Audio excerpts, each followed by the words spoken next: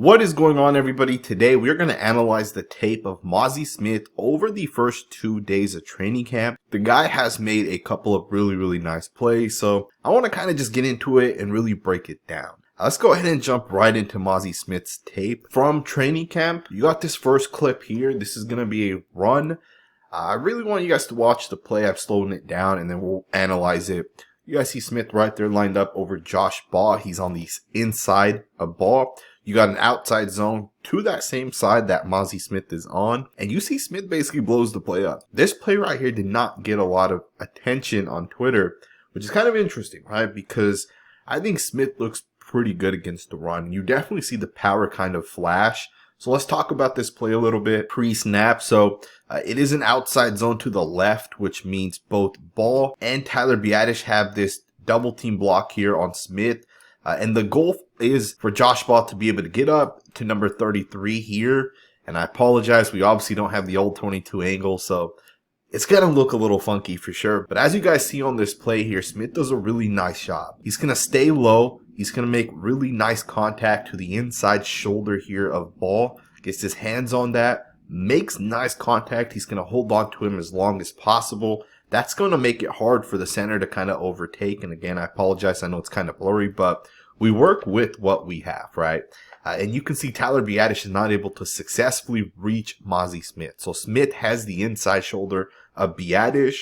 And from there, he basically shuts this run down, right? There's no lane between Mazi Smith containing the gap here and Damone Clark on the inside gap here. It's just a really nice job. And of course, I do like that separation that Clark is kind of creating with his right arm right here. It's making sure to keep that separation, keep that left arm here free to possibly make the play. And you can see right here, Smith and Clark basically blow the play up. Again, this play did not get that attention that it deserved because Clark, but more than Clark, Smith does a really nice job handling the guys up front. And this is your starting offensive line right now, right? This is assuming that Zach Martin does not show up and Josh Ball ends up starting week 1. I don't think it's going to happen, but still a really nice rep by Mazi Smith. With that being stated, let's get into this next rep here. You got Mazi Smith lined up in the 3 technique here over the left guard. He's going to do a fantastic job beating that left guard. The center is sliding to that side. He's going to beat him as well, and he's going to get the pressure. Just a really nice rep. Of course, the ball kind of just rolls because Mazi Smith basically blows the play up. Now, let's zoom in here. So as we zoom in here, you'll see right away that Smith's going to do a great job with the pass rush move right away, right? Like, in my opinion, the contact that Smith makes with Matt Forniak, number 68, who is the second string left guard at the moment, he's going to give him a left punch, right arm over the top. He wins this rep.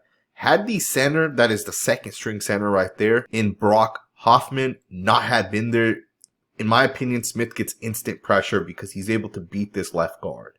So that's a nice initial move, right? Again, had that center slid to the opposite side, Smith wins right away at the point of attack. Now, obviously, he is going to get the double team, which is something that you're not going to be able to do when the first string group is out there. Right, Michael Parsons, DeMarcus Lawrence, Odigizua. Like, arguably, Mazi Smith's going to be the 4th guy that the offensive line is going to target for that double team. But still, Smith does a nice job just kind of fighting through it, pushing over the backup center. And you can see he's going to hit the quarterback right there. So that's a really nice job once again by Mazi Smith. Just a really nice, impressive overall rep from start to finish. And of course, he kind of finishes here by hitting the quarterback, which I'm sure the coaching staff probably talked to him about that one. Definitely not something that you want to see. But again, just a really nice pass rush rep by Mazi Smith. Now, that's 2 reps right there. We got a couple more to go over. So let's go ahead and get into the next rep here. Now, this play right here is the interception that Nashawn Wright had yesterday. Now, keep in mind, we're going to have 2 different angles of this same play. Smith's going to do a really nice job collapsing the pocket. And some people that had a better angle at this play actually stated that if it wasn't for Mazi Smith collapsing the pocket, Dak Prescott would have been able to step in the throw. Right, and here's the second angle you guys are going to see here. And it definitely looks like that. And we're going to slow both angles down and we'll definitely look into both angles once again. But like I said, people that I spoke to at camp stated that Mazi Smith collapsed the pocket. Now, Nashawn right here is obviously going to pick the ball off And people are saying that the reason why he picks the ball off is because Dak Prescott could not step into this throw. And it definitely looks like it, right? Just backing this up a couple frames. If you look at Prescott, right, based off of where he's kind of stopped himself right now, to throw a deep pass, most quarterbacks take one step forward, and it doesn't look like Prescott has the ability to take any steps, right? It seems like the pocket has collapsed around him, and because of that, the pass is going to be slightly underthrown, right? So a really nice job by Mazi Smith to be one of the guys to kind of collapse the pocket, right? So let's go ahead and back it up, and let's get into the other angle that we have here, and let's analyze him actually collapsing that pocket. So first and foremost, he is lined up in the one technique, it looks like from this angle, slightly to the right of the center. Keep in mind the first string offensive line out there. To his left, he has Odigizua here. And we'll see who the defensive ends are. I believe you got number 90, DeMarcus Lawrence here. I believe it's probably Micah Parsons out here. I'm not 100% sure. I can confirm it is Parsons. But again, when you look at Smith, right, and you look at kind of the leverage he takes on this play, it's one of the things that I noticed over and over and over again is that leverage. And you can't see it as much here. You got the coach here kind of in the way. But you can see Smith right here kind of be underneath the center, Tyler Biadasz, and he's kind of walking him back into the quarterback. You can already see that. You see Odigizua here actually comes on like some sort of defensive line game, which in its own sense is kind of interesting, right? He comes around Smith. Smith kind of eats up both of those guys because he's walked Tyler Biadasz back into the quarterback. Just a really, really nice rep by the first round pick. And you guys will see the other angle as well. It does look like it is a planned defensive line game, right? You can see Mazi Smith is on the right side of Tyler Biadasz here, and he's going to jump to the left, and then he's going to kind of walk him back. And the fact that he walks him back makes it really hard for the offensive lineman to switch here, right? So you really see that power kind of sticking out. Odigizua does a great job kind of looping back to the inside, and that definitely makes it hard for the quarterback to step up. Just a really, really nice play, and that's your starting defensive line right there, right? Those four guys with Parsons, Lawrence, as well as Mazi Smith and Odigizua. So just a really, really nice job. Let's go ahead and get to the next rep.